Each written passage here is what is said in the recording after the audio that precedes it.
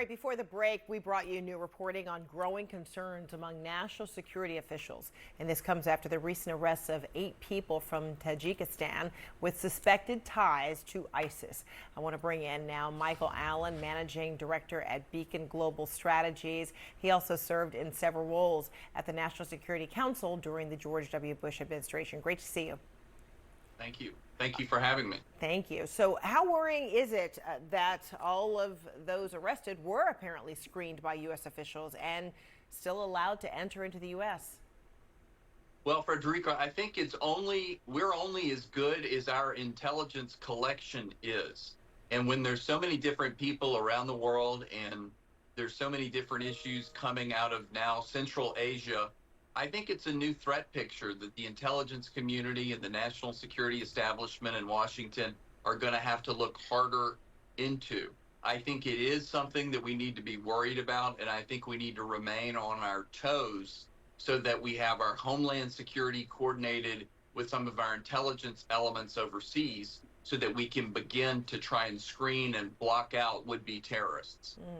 And then what kind of a level of concern are you hearing from Homeland Security officials about potential terrorists exploiting the southern border in particular to enter the U.S.? So we've been hearing it more and more of late. I think it began principally by the FBI director in numerous congressional testimonies, where he was able to just say very frankly and disarmingly, listen, this is a way for them to enter the country.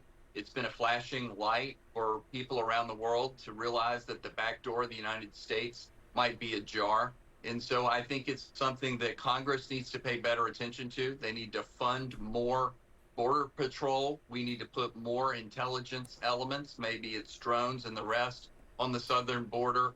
And at a time when we're worried about China, Russia, and the Middle East, we've just got one more thing that we need to find the time to deal with. A foreign affairs piece from this week was titled "The Terrorism Warning Lights Are Blinking Red Again." Do you agree? Has there been a level of complacency or even, comfort in the U.S. up until this point? I think so. For years now, we've assumed that Al-Qaeda had been crushed and if ISIS was back on its heels. But if we look at how much is going on in the Middle East, how much is online that could potentially inflame would-be jihadists, and you look at the increasing ungoverned space in Syria and even parts of Iraq, I think you put all that together, and that's why the article is saying the system is blinking red. I think it's something that the intelligence community, while it may have been spending its precious resources and assets elsewhere in recent years, as we've been into a period of great power competition, we have to remember that stateless international terrorists are still trying to get to the United States, and we have to figure out a way to stop them before they get here. The New York Times also reported in April that, ISIS-K is increasingly recruiting from Tajikistan, with Tajiks making up more than half of the recruits. We also heard that, underscored by our own Katie Bo-Lillis in her report before the break. So what stands out to you about the terror group's recruitment efforts?